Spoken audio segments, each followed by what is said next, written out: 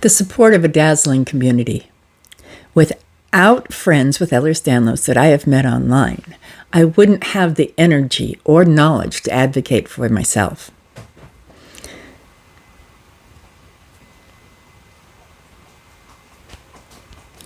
Where do you go if you have questions about an illness or your child's actions?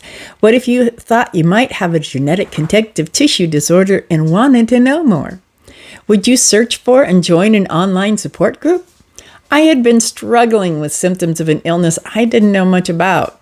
Gastroparesis sounds complicated and weird, and symptoms are so diverse.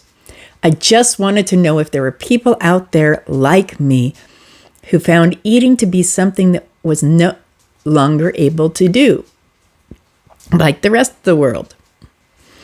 I had developed a complete aversion to food in a society built on the stuff.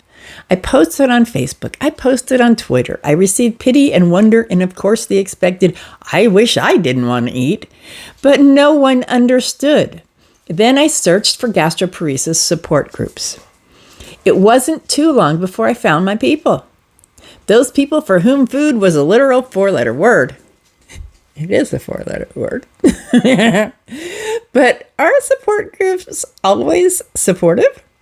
I posted this question in a small fraction of the various groups that I belong to. I was surprisingly overwhelmed with positive responses. It seems that the concept of having a group of people that understand an element of what we are going through provide a much needed empathy, and it is not something uncommon whatsoever. I found that I was not the only person who belonged to multiple groups for multiple types of support. Chris shared, I'm a part of a homeless group, an addiction group, an anxiety group, and some hobby or for fun groups. Anytime you can connect with others that feel the same as you, it is empowering. In the case of Stacy, a person with a condition she didn't know anyone else with, she found it's helpful to talk to others with similar experiences. Support groups not only work to help people that help people get that much needed connection, but in some instances, they can assist with a diagnosis by making the patient and their family aware of what are symptoms and what are not. Chris shared, I actually began to learn the names of certain maladies such as allodynia and fibrofog. Before long, I was in tears. I wasn't alone. It later prompted me to begin a YouTube channel called Chris's Fibro Chronicles. And that is actually linked in my blog. Just to let you know. Support groups have personally helped me put names to things such as Ehlers-Danlos syndrome, visceral hypersensitivity, dysphagia, neuropathy, autism, among others. Through online support groups, I learned how to explain various symptoms to other people.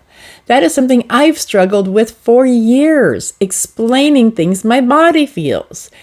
I don't doubt that I have studied writing just to learn how to describe sensations within my own body. Another thing a support group can effectively do is connect people with resources. In Ehlers-Danlos syndrome patient support groups, members are able to recommend, or not, their particular healthcare offices that are familiar with the condition. I've had the opportunity to both benefit from advice about doctors as well as share some of my own experiences at times.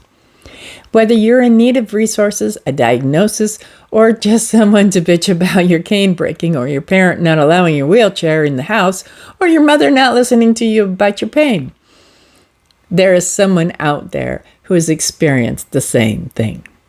The overwhelming consensus is that support groups work. One thing that I found in our communities, there are other people out there waiting to share something with you that they wish that someone had shared with them. I love my zebra community.